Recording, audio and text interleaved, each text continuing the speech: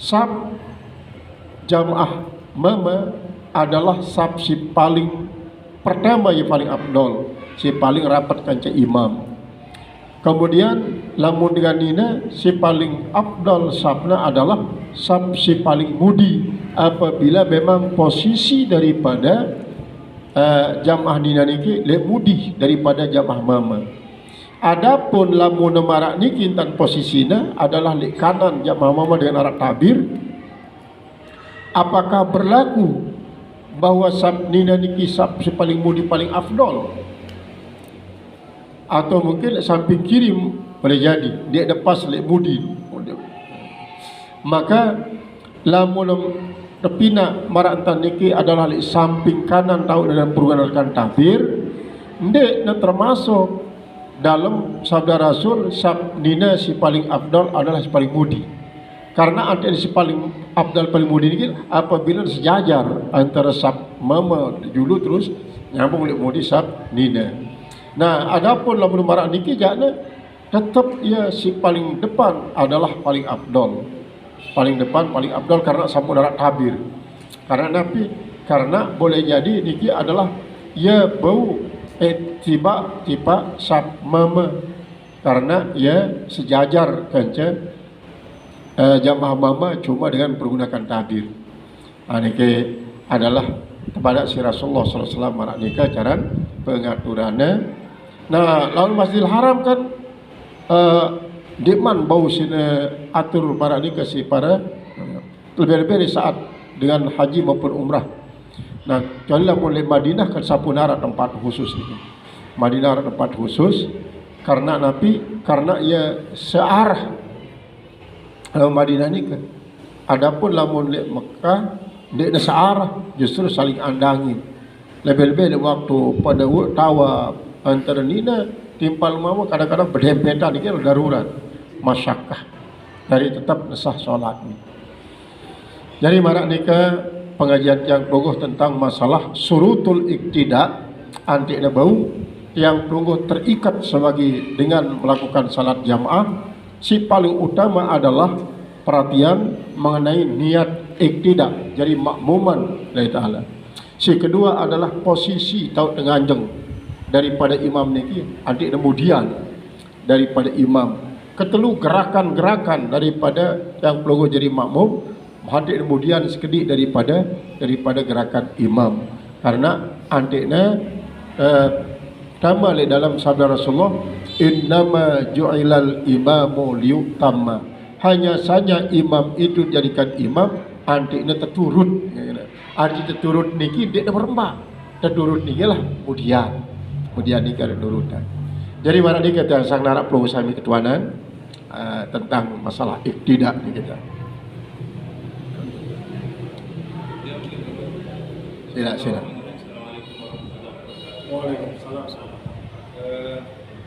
Pertama saya ingin memperjelas kembali tentang syarat hasilnya untuk kita mendapatkan utang. Tapi dia kurang fasih. Yang kedua dia sangat fasih tapi dia tidak praktik.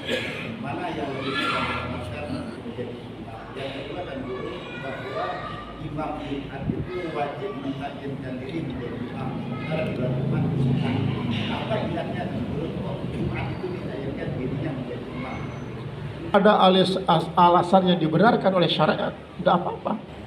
Nah, misalnya begini ya, misalnya mungkin akan lebih banyak mafsadatnya bagi kita misalnya.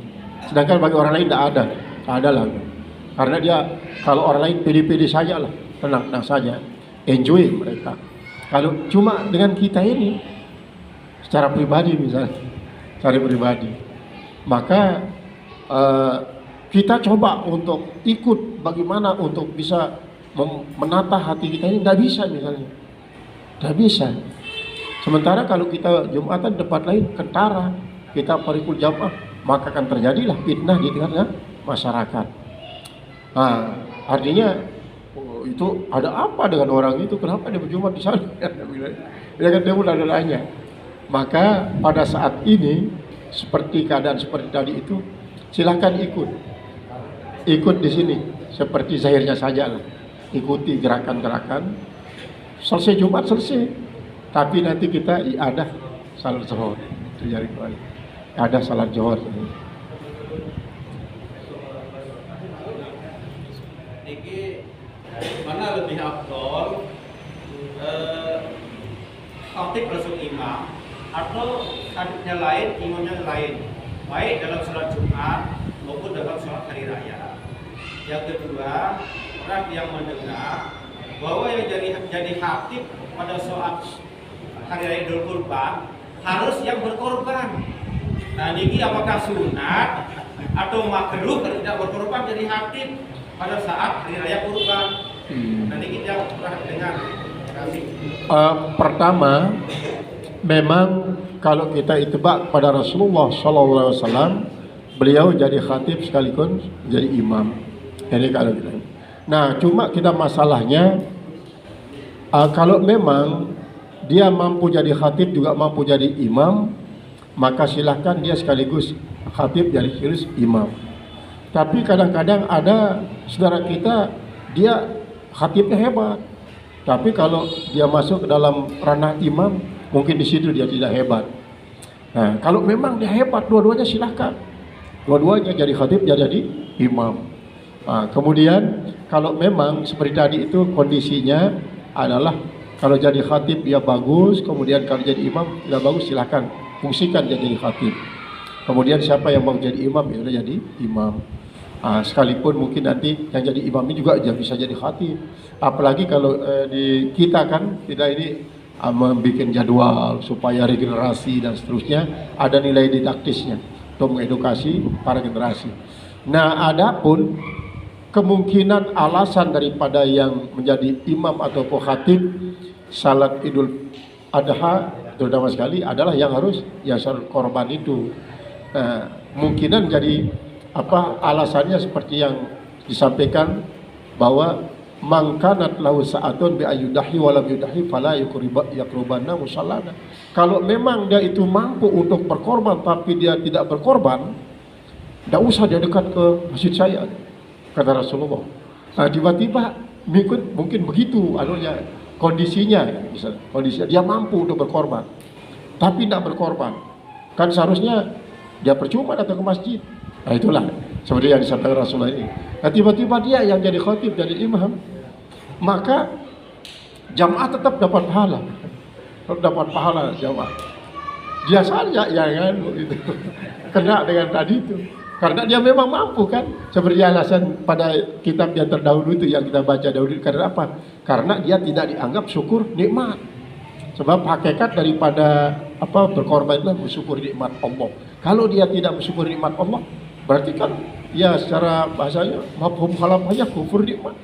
Kufur nikmat bahwa di saat dia ibadah lalu kufur nikmat itu tidak dapat pahala. Nah, itu mungkin alasannya yang tidak membenarkan. Tapi kalau kita misalnya kita ya maafkan saja. Itu menunjukkan alat taisir saja lah, kita bermudah saja. Jadi berkaitan dengan ini sholat sendiri, tapi waktu sholatnya jahat, kita ditutup dari belakang, sementara kita di pertengahan sholat. Apakah kita lanjut jahatnya, atau kita cukup kecil aja, cukup untuk berjamaah?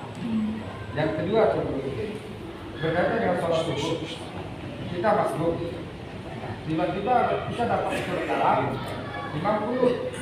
Nah, di rakaat kedua kita perlu lagi atau tidak? Pertama, memang kalau memang pada rakaat sir ya tetap sir.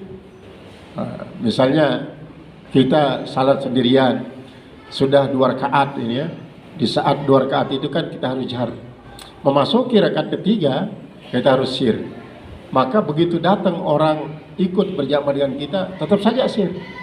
Nah, begitu sebaliknya nanti kalau yang makmum ini dia ikut dengan kita 1 rakaat.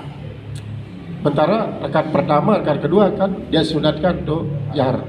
Maka rakaat pertama dia posisinya sebagai makmum yang memang harus ikut imam, dia sir sebagai makmum. Nanti pada rakaat kedua dia jahar, sunat dia jahar. Nah, begitu juga kunut. Pada saat kunut kita ikut pada rakaat kedua pada saat imam kunut, ikut kunut. Dan nanti kita juga pada rakaat kedua itu kunut lagi sunat. Tidak dikatakan menambah surat abad. Nah, kalau tadi itulah kita ikut kunut dalam posisi kita berjamaah, sekarang ini adalah dalam posisi kita sebagai ya sendirian, mandiri. Jamaah yang sangat yang hormati, nikilah memang sholat niki walaupun kita praktikkan setiap ya hari 5 kali paling tidak ditambah dengan salat-salatnya, masih kita tetap merasakan diri banyak kurang. Bahkan para wali yang sudah kita akui misalnya kehusuannya dalam sholat, maka tetap saja dia mengatakan, kalau satu di antara sekian ribu salat saya diterima satu saja, sangatlah beruntung. Kata-kata itu untuk menunjukkan ketawaduan sesungguhnya. Nah, supaya kita tetap memiliki semangat untuk bagaimana berusaha untuk menjadi diterima oleh Allah Ta'ala. Nah, oleh sebab itu ketika kita sudah belajar seperti ini, kita yakin diterima, tetapi terserah Allah pada akhirnya. Gimana mau menerima atau tidak, yang penting kita sudah jalani dengan penuh tekad serius berdasarkan ilmu. Ya terserah nanti Allah maunya. Bagaimana maunya Allah lah kita serahkan pada Allah. Jadi mohon maaf atas segala kekurangan dan kesilapan, atas segala perhatian kita.